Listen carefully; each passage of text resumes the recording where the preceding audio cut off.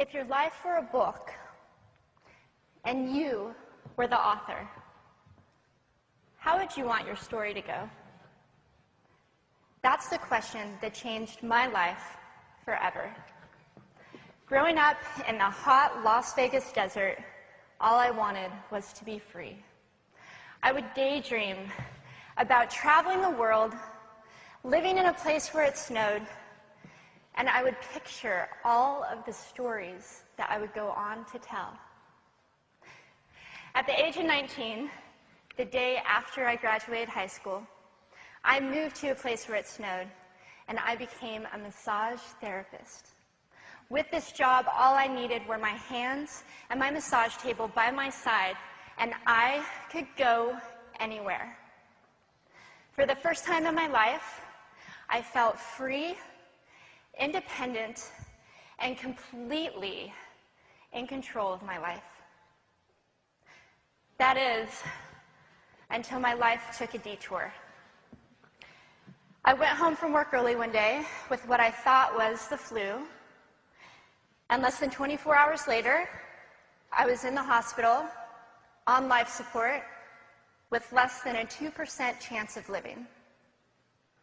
It wasn't until days later, as I lay in a coma, that the doctors diagnosed me with bacterial meningitis, a vaccine-preventable blood infection. Over the course of 2.5 months, I lost my spleen, my kidneys, the hearing in my left ear, and both of my legs below the knee. When my parents wheeled me out of the hospital, I felt like I had been pieced back together like a patchwork doll. I thought the worst was over until weeks later when I saw my new legs for the first time. The calves were bulky blocks of metal with pipes bolted together for the ankles, and a yellow rubber foot with the raised rubber line from the toe to the ankle to look like a vein. I didn't know what to expect, but I wasn't expecting that. With my mom by my side and tears streaming down our faces, I strapped on these chunky legs and I stood up. They were so painful and so confining that all I could think was, how am I ever going to travel the world in these things? How was I ever going to live the life full of adventure and stories as I always wanted? And how was I going to snowboard again? That day, I went home, I crawled into bed, and this is what my life looked like for the next few months. Me passed out, escaping from reality, with my legs resting by my side. I was absolutely, physically, and emotionally broken.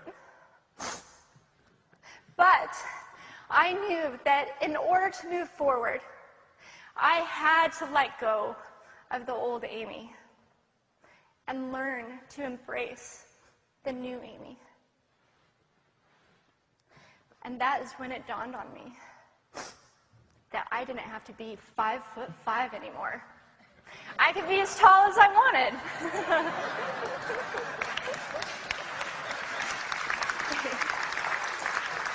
Or as short as I wanted, depending on who I was dating. And if I snowboarded again, my feet aren't going to get cold.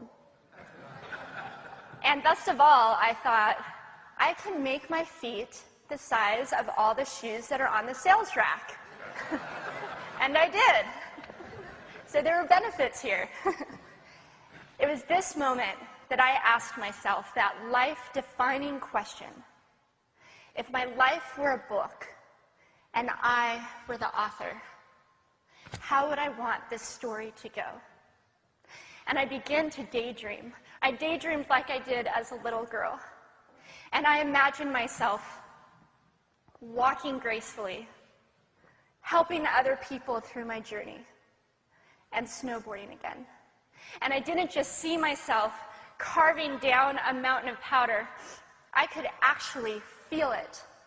I could feel the wind against my face and the beat of my racing heart as if it were happening in that very moment. And that is when a new chapter in my life began.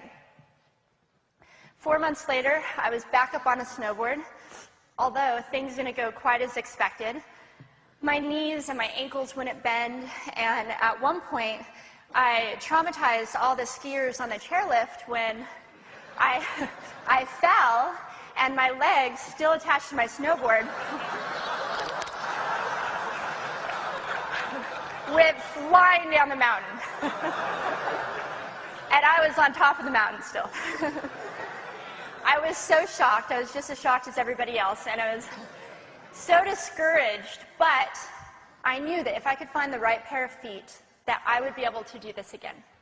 And this is when I learned that our borders and our obstacles can only do two things. One, stop us in our tracks, or two, force us to get creative. I did a year of research, still couldn't figure out what kind of legs to use, couldn't find any resources that could help me. So I decided to make a pair myself. My leg maker and I put random parts together, and we made a pair of feet that I could snowboard in. As you can see, rusted bolts, rubber, wood, and neon pink duct tape. And yes, I can change my toenail polish. It was these legs and the best 21st birthday gift I could ever receive, a new kidney from my dad, that allowed me to follow my dreams again. I started snowboarding, then I went back to work, then I went back to school, then in 2005 I co-founded a nonprofit organization for youth and young adults with physical disabilities so they could get involved with action sports. From there, I had the opportunity to go to South Africa, where I helped to put shoes on thousands of children's feet so they could attend school. And just this past February, I won 2 back-to-back World Cup gold medals.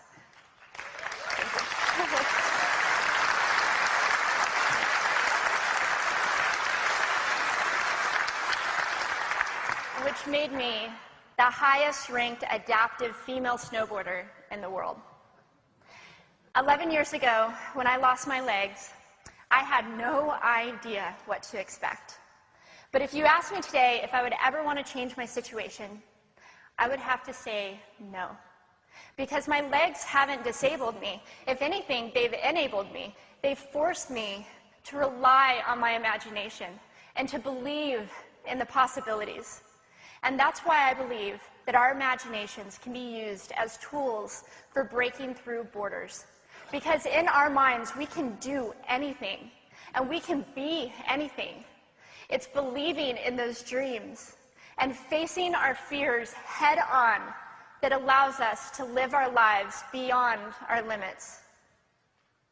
And although today is about innovation without borders, I have to say that in my life, innovation has only been possible because of my borders. I've learned that borders are where the actual ends, but also where the imagination and the story begins. So the thought that I would like to challenge you with today is that maybe instead of looking at our challenges and our limitations as something negative or bad, we can begin to look at them as blessings. Magnificent gifts that can be used to ignite our imaginations and help us go further than we ever knew we could go. It's not about breaking down borders. It's about pushing off of them and seeing what amazing places they might bring us. Thank you.